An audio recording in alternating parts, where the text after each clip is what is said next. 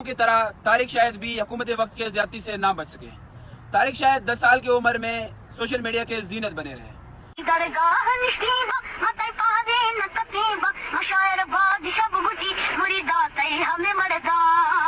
और उसके बाद वो गुलकारी के साथ साथ हुकूमत वक्त से अपने तालीमी अखराजात के अलावा घरेलू अखराजात उठाने की भी अपीलें करते रहे। अस्सलामुअलैकुम, मेरा नाम है तारिक शाहिद सुई वाला मैं कुल पचकारे या गरीब या मां वक्त रवा सीला पंप पालश करना 4-500 दिन में सामान गिरा मस्कूल या बकी पड़ा चाबा महीना खर्चा सामान देती मस्कूल पड़ा।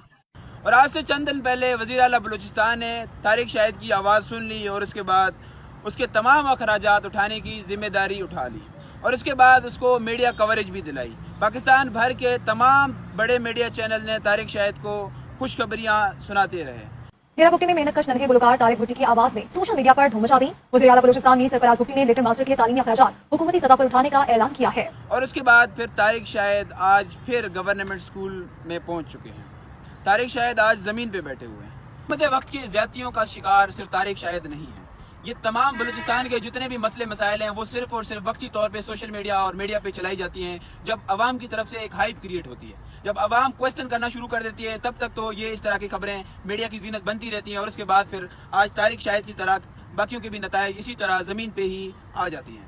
तो आप सबसे गुजारिश है कि तारिक शाहिद की आवाज़ बने और तारिक शाहिद को किसी अच्छे तालीमी इदारे तक पहुँचाने में मदद करें। आपका बहुत शुक्रिया।